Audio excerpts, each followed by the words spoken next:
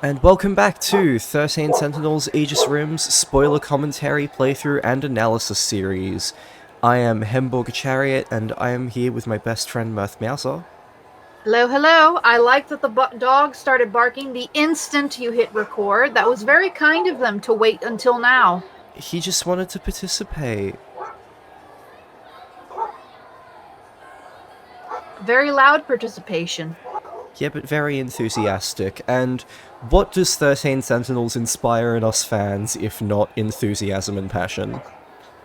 That is true. Truly, he was the friends we made along the way. But anyway, speaking of along the way, we should get along the way and start Ryoko's story, which we've been excited for a while now, because Ryoko is a very unique story in this game, to put it mildly. So how about we just jump right in, yeah? Yeah, absolutely. Sure. The story of Ryoko Shinonome. Like, more than anything, I don't even remember where this falls on the timeline. At least the beginning of it. Early. I remember now. Mr. Ida, Yeah. Shinonome-kun. I have a question regarding what we talked about today. Where are you looking? Where are you looking, Ryoko? Oh my goodness, I didn't notice that. I get it that she's supposed to be looking down, but that's not what where her eyes are saying they are. Will you answer it for me? Mr. Ida? I thought I had made myself clear. You are to avoid contact with me while at school. I will make an exception this once. What is your question? It's about your feelings, Mr. Ida. You said I was special. You are special. The thing is, I felt it too. The moment you arrived. Ryoko. I knew you'd be Ryoko. special. That something might happen between us. Ryoko. You gotta kill this now. It's only gonna get worse from here. Also, You're remember how we were talking about efficient characterization? And how Yeah. the introductions for characters are extremely strong? Mhm. The first thing we learn about Ryoko in her route is that Mr. Ida is the only thing she cares about. And that she's obsessed. Yeah, she's obsessed for his approval and attention. Mr. Ida, the substitute teacher. He's here to fill in while our teacher is on maternity leave. I've come to find he's quite mysterious, and comes with his own set of secrets. Mr. Ida, I want... The investigation unit is watching us. As it stands, we are already an unofficial organization. It is not wise for us to stand out any more than we already do. I have told you this before. Already I will irritated contact with you her. with further instructions. Is that clear? It's Wait, Mr. Ida. Well, I just...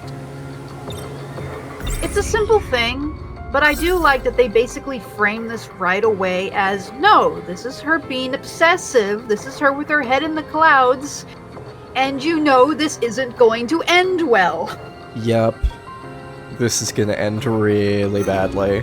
Like, they don't try to sugarcoat it, like, oh, look, it's like, oh, look at this girl Mr. in love Ida, with the handsome the sub- teacher. It's like, I hope things work out for her. They're like, no, this is there's a lot of red flags here right away if, all the previous scenes haven't shown it already. Mr. Ida, I've never felt this way before. Just thinking about you makes me... I have already explained to you what my position is. While you are important to me, to all of us, you and the rest of those chosen as pilots, your well-being is of the utmost importance to the mission. And you see how disappointed she is. Especially since he emphasizes to all of us. You do understand what I'm saying, don't you? Please don't cause any trouble for me, Shinonome-kun. It is true you are quite exceptional, Shinonome-kun. your intelligence and adaptability are above average, and your piloting technique is more than sufficient. With you on our side, we stand a real chance. It's But a you simple must thing. be fully committed to the cause. Yep. What he said just there, he is giving her praise, but he's also being very careful not to give her too much praise. His wording very directly, and his wording shows he's being very, very careful with his words here, because he clearly finds her attachments to him unappealing, annoying, troublesome, but he's, she still is like used to him as a Sentinel pilot. He's trying to keep her mood up, keep her in line, make sure she's working with everyone else, she's not causing any trouble. But it's just a simple manipulative tactic where he's like, your intelligence is above average. He didn't say it was exceptional or great. He said above average. Your piloting technique is more than sufficient. He didn't say it's incredible. He is very careful in how he is giving her praise, and it's like the beginning of how badly he's going to manipulate this girl. Because right now he's just frustrated with her, both trying to shoot her down, but also not shoot her down too much, and it's only going to get more manipulative from here. This is why Ada is one of my favorite characters in this game. Maybe Honestly, yeah. Maybe my favorite that's not of the main 15, but at the same time, like, that's going up against Sheba, that's going up against Fluffy, that's going up against fucking Erika Ibar. Like, just every character is amazing in this game. I'm sure you've figured that out by now if you're watching this.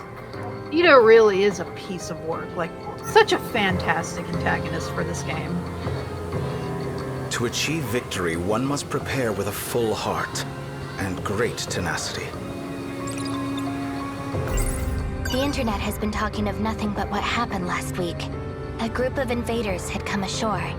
Their attack held back by a mysterious robot. Without you, we won't be able to overcome this danger. Mr. Ida, is your only desire to put me inside one of those things? If we don't defend against the attacks on this city, it is no exaggeration when I say that the world will be destroyed. We succeeded in defeating them in the first battle. By ensuring that they were unable to reach the heart of the city, we were able to minimize the damage that was done. But the invasion is just beginning. That attack is nothing compared to what's coming. Hey, what's going on here? Hello, best boy.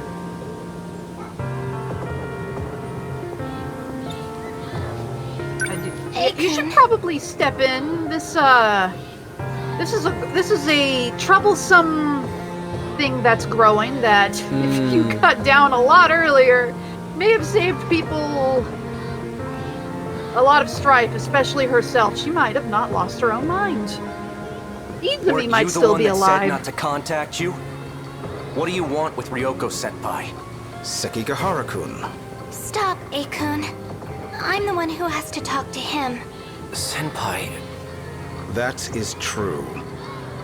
Nevertheless, we're drawing attention to ourselves. I'm leaving. Wait! I'll do it. If it's what you want, then I'll fight. Are you certain? Yes, I've made up my mind. Then we will meet after school. I'll give you more details then. Wait, I'm in too. You will fight as well. Yeah, I'll do it. I'll go with Ryoko-senpai. That is excellent news. Also, note how very early in A's run, he's using senpai. Yeah. He's more emotional in his delivery. He's less cold. He's less burned at this point. Now, here I can feel his attachment to her. I can kind of feel that just by how he refers to her as senpai, that, yeah, he respects her and he doesn't want her to get hurt. And, like, I think he can see through all of this right away, even without hearing the conversation that happened. He can just...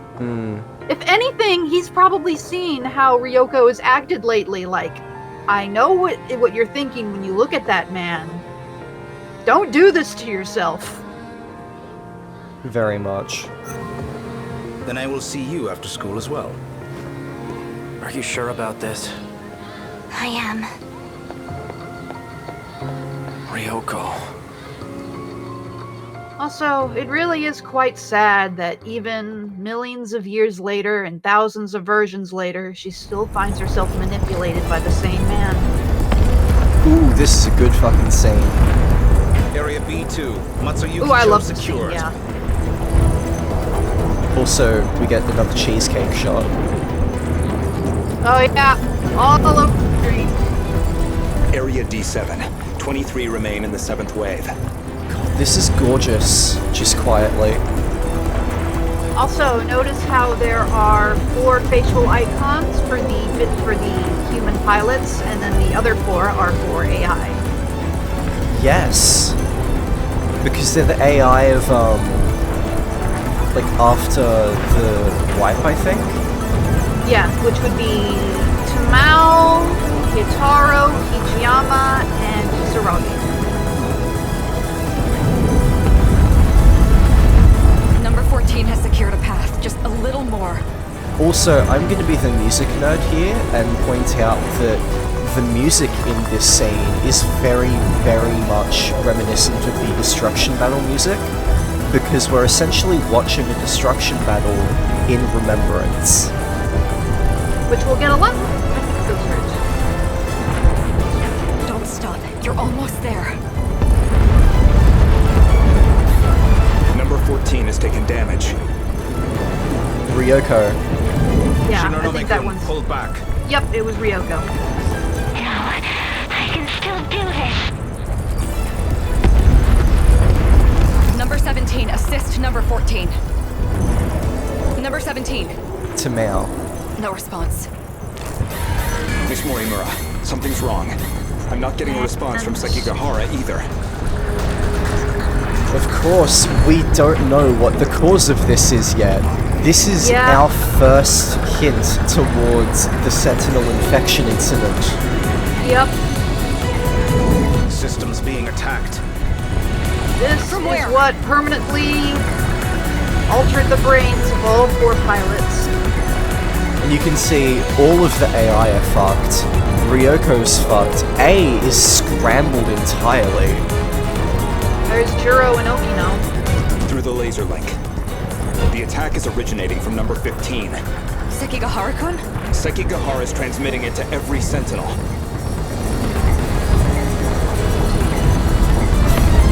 We know that sadly, Hijiyama dies in this attack. What's happening? Our defenses are down. Juro, fall back! Our position has become critical. What's going on? My head. It's throbbing. Both Sentinels are showing abnormalities in their system. I can't move.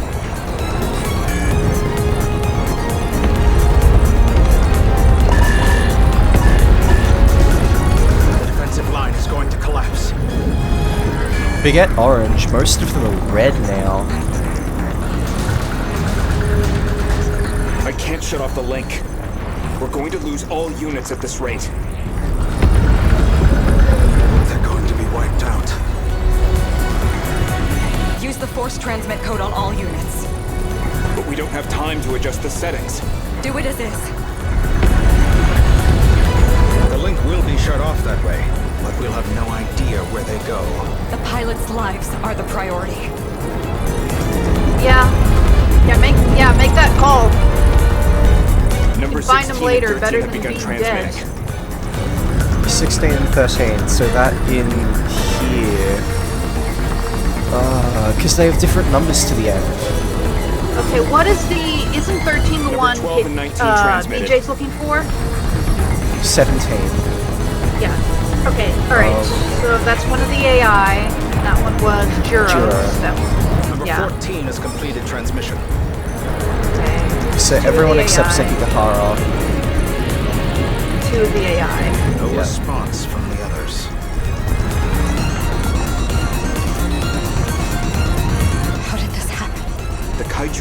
almost here. We need to go. We can figure out the reason afterward. I was able to access the autonomous type number 8. We can buy time with that. You two, head for the gate. Ida-kun. Please hurry. I'd rather not die a meaningless death. Miss Morimura, we need to go.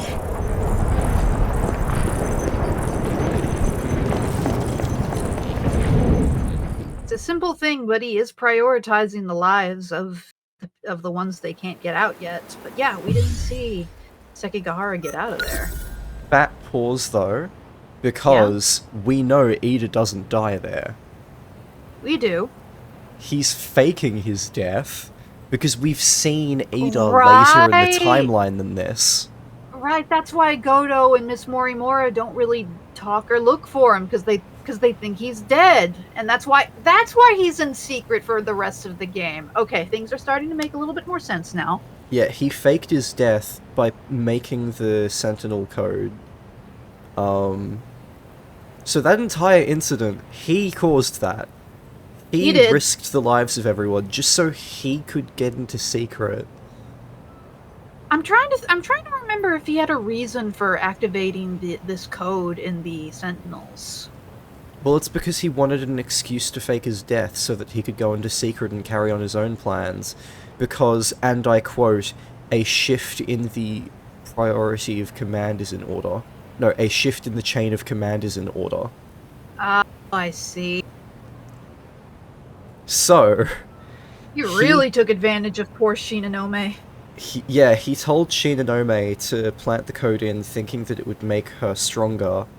But because she was angry at Sekigahara for not trusting him, she planted it in Sekigahara's Sentinel, thinking it would make Sekigahara stronger and realize what the truth was. Whoops! Sekigahara's Sentinel transmitted a code that fucked everyone up. I do remember that.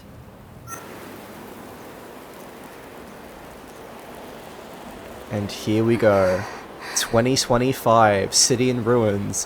What are Tomi, Miwako, and Nenji doing here? Oh yeah, I definitely are. Yeah, I did. I already started Tomi's route before I did this one in Ryoko's, so this is interesting. Also, you can see that the screen is shaking slightly every few seconds. This Which is is going. This is the first hint of the major theme of Ryoko's story. Yep. All these This kids is going to be regular. because of him. Mr. Ida. He stayed on the battlefield to the very end, all so we could escape. Ryoko. This must be his hideout. 426 is a dangerous criminal. This is also the first time we've heard the phrase 426, I think. Yeah. I'm pretty sure the first time I heard 426 is when Ryoko was talking about him. Which means Ryoko actually introduces us to a fair amount of plot lines. Because Ryoko... It'd be foolish to go in unarmed. Remember what Mr. Ida said. To achieve victory, one must prepare with great tenacity. Prisoner number 426. That's what he was called when imprisoned in the future. And now he travels through time, trying to thwart our work. That's not entirely wrong, but it's also very wrong. A gun made in the 2100s. If it comes down to it, I'll use this on him. There's still some ammo left.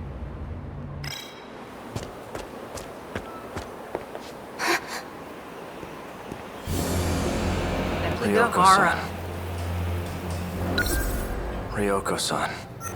I've got you cornered now, 426. It's time to pay for what you've done. I'm taking you in. And if I don't come willingly? If you want to resist, feel free. Just gives me a reason to put a bullet in your head. What to do? I love Doesn't even how he's not even phased at this point, because I think Yeah, she's been rattling on about it for so long, and is so clearly just not mentally stable, that, like, he can't even get angry at her.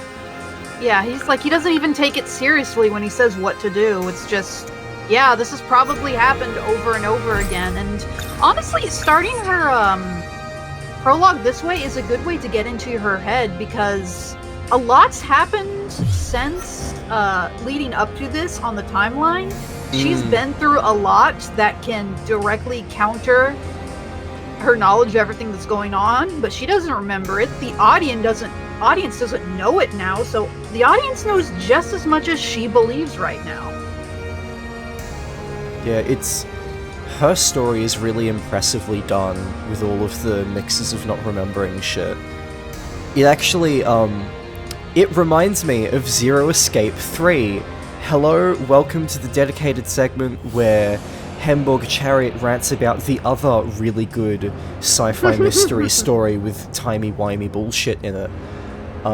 Zero Escape 3 has a really weird system where you play through fragments of 90-minute chunks, and in each one of them, the characters don't remember what's happened.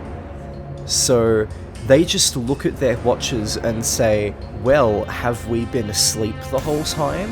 Or have things happened before this point? And it's a really interesting idea that I think is not executed as well as it could have been, because it just leads to a bit of unnecessary confusion and not as much emotional depth. Like, the players get to experience a lot of emotional moments, but the characters don't really remember any of it, so it just doesn't feel like it has as much weight. Oh, yeah, I can see that. That's why it's kind of better balanced with Ryoko, because just because she doesn't remember things doesn't mean every other character doesn't.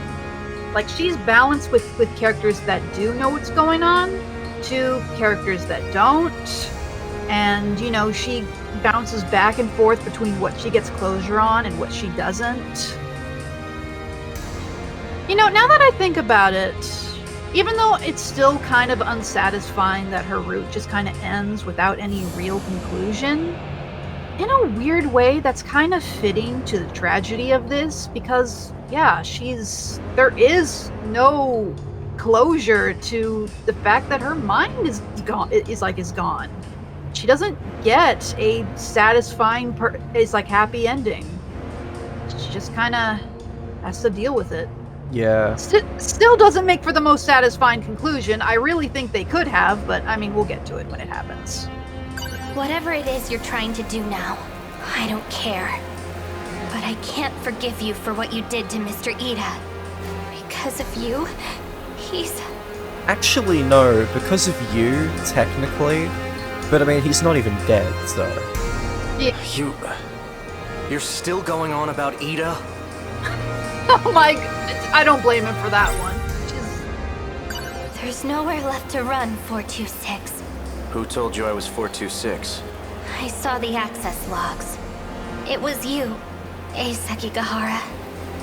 The program that infected the Sentinels. It was created with 426's ID. Yep, the program that you planted on him. Yeah. Looks like someone left some foolish evidence behind. We're done talking. I should kill you right here. Then do it. Shoot me. Go on. He doesn't believe she will. I'm serious. I'll do it. No, it's because the gun won't shoot. Oh. Huh? Oh, right. It's logged to his ID. The trigger's locked. I'm the registered user. It won't shoot me. I'll take you on myself. Really? With those injuries? Besides, What are you doing? empty. Like I thought. They'll wear off soon.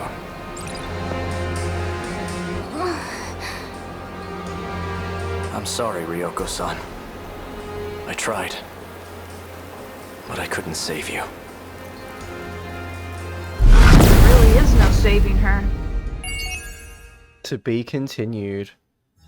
another short one. That was only like 25 minutes. I Goddamn. really think that some people are too hard on Ryoko as a character. Like, yes, she is a foolish girl that causes a lot of the game's tragic inciting events that lead to tragedy. Yeah, she is the root of a lot of problems, and she doesn't do it for a very good reason. It's kind of the point. Yeah. That's kind of the point. She does a lot of foolish things that have a lot of bad consequences, and she gets hurt the most by her own actions. I've got to say, I really, really like how playing the game in this order sort of lends a certain validity to the idea that Sekigahara might be 426 to someone who doesn't know the truth yet. Yeah, I was thinking the Because same thing. we know that Sekigahara doesn't have his memories by the time of his own route. He supposedly came from another dimension, but it's probably just time travel. Yeah. We know that he knows how to use a gun, and it's one of the only things he remembers. Yeah. In this order, that theory doesn't. The theory kind of holds with what we know now playing in this order. I was thinking that as we were playing through it, and I was trying to think like, I wonder why I never thought this when I was going through it. But then again, I started Ryoko's a little late, so I think 426 as a name was already introduced to me, and then she just kind of solidified it from there. I'm just trying to remember where it was. But at the same time, we also see the warmth in A's behavior, and the sort of not taking it seriously. So it's really... on one hand, it's believable that he could potentially be 426. On the other hand, it's also already setting the foundation that it probably isn't him. Like, it's great. It's really great. This is a great prologue. It is. I'm trying to think, like, where in the story does it become obvious that it's not time travel? Because although you can technically... Yeah, I remember putting that together, like, all things considered, not too far in the game's story, but it still wasn't at this point yet. I'm trying to think of the inciting of the information that led me to figure that out. I'm pretty sure it was about a third of the way through the game, but we're not a third way through, so... Well, I think there's a lot of different events that sort of do that. Yeah. Like, there's an event with Ijiyama and Okino, and I think that's the one that just changes the event archive. Yeah. That's the one that That's changes it. the event archive. But there's a lot of other ones before that point where it becomes fairly obvious, in my opinion. Yeah, like, technically it's a lot. It is obvious way before the game directly tells you. Like, by the time the game literally tells you, you would have figured it out long ago. Like, I figured it out way too early. I just guessed it, like, really fucking early based on some vocabulary they were choosing. Like, I literally was already suspecting it in the tutorial. Oh, Which is clearly too early, but my favorite genre of media is Japanese mystery stories. I've played a fair few of these fucking things. I kind of have an idea on how a lot of them work. It was never going to be as simple as just time travel. So, if it's not as simple as time travel, what is it? Why do they keep saying sectors? And then we get the one and only Keitaro Miura prologue, which shows a space station with multiple sectors in construction, modeled after different time zones, and I'm just like, it's not time travel, it's teleportation. Yeah, I'm trying to remember when I figured that out. Like, I figured out that sectors were kind of set time period tables that didn't exactly flow into one another. That I figured out early. I think at this point, I figured out that sector travel is not time travel. But the adult selves still threw me off, so I was thinking there was actual time travel outside of this. And I didn't figure that was wrong until the whole loop stuff came in. Yeah, I love this game. I love the twist that it's not time travel. It's one of the most fun ones in this, and I got it so early. I got it so fucking early. I love it. This game is so satisfying if you're paying attention. I am so glad that I played so many other Japanese mystery games before this, so that I could sort of build off of the foundation of them to just go completely fucking wild, trying to make theories for this game, and actually getting a fair few of them right, and then being surprised by the ones I didn't. I love this game. I'm sorry, I can't shut up about it. It's a great game. It is a great game. Still one of the best games I've ever played. I stand by it. And it was only nominated for Best Narrative, and it didn't even get that. But we nominated Deathloop in 9 categories. And it lost to The Last of Us 2. Yep. This lost to The Last of Us 2. I didn't even finish this game when the Game Awards happened, and I knew that was bunk. Yep. So, Ryoko Shinonome comes from the future, the destroyed world of 2064. Ever since the battle in 2064, her memories have been getting clouded. As her feelings towards Tetsuya Ida fuel her desire for revenge, she tenaciously seeks the culprit behind the incident. Unless she regularly takes her medication, she suffers an intense headache and amnesia. Many of the first-year students will call her Shinonome Senpai. Senpai, defined as someone who preceded you in an organization, is used as an honorific here to show respect to a senior or superior. This is often used at school or places of work. So we're getting another translation note akin to the Sukeban note of Yuki Takamiya here, which again, I approve of. Granted, not many people who play this game will be so ignorant to Japanese vocabulary that they won't know senpai. This isn't exactly the kind of game that you play first as a weeb. Yeah. But still, I appreciate the inclusion of the note and the explanation, because it means the game is more accessible. Like, I made my mum sit through this game, and she liked it. But it did mean I had to explain some of this stuff to her that a lot of other people probably won't necessarily require explaining. So I approve of this. This is good. Yeah, like we take the honorifics like Chun, Kun, and Sun for granted. Like we're all just so used to it. But somebody's got to hear it for the first time, and it's got to be explained at some point. Let's see if there's any more that we can actually read yet. Yeah, we can't unlock any more since we don't have any more mystery points. And we're not getting them for a while, considering we just keep unlocking more story. And I'm pretty sure Ryoko's is going to lock off. Like, I'm fairly certain. Teacher and student, number 26. Fuck, this is early. Very early. Like, goddamn. And then the Sentinel infection incident, this is a great scene. And immediately before them, these two would be the ones where Ryoko is implanting the code. Yeah. I think one of them was with Sekigahara talking to Keitaro Miura of the previous loop. Yep, aka BJ. Yes. Best boy BJ. Yep, so we've got teacher and student, Sentinel infection incident, 426's hideout at number 62, so this is really early, which means the Tomy route is really early in this game. Yeah, that checks out, actually. Which is surprising which was surprising to me when I was going through it the first time. Like, I was surprised how early all that stuff with Kizurage happened. Which means that all happens, like, here. Like, they get kidnapped here, and then most of their route would be this blank hole. Yeah. I really, really like Kizurage's route. I can't wait to start it once we get around to her.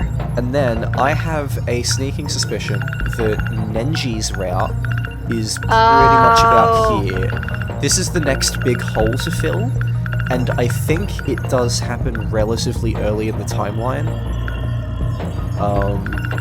So yeah, I think this is going to be, like, the first couple scenes will be...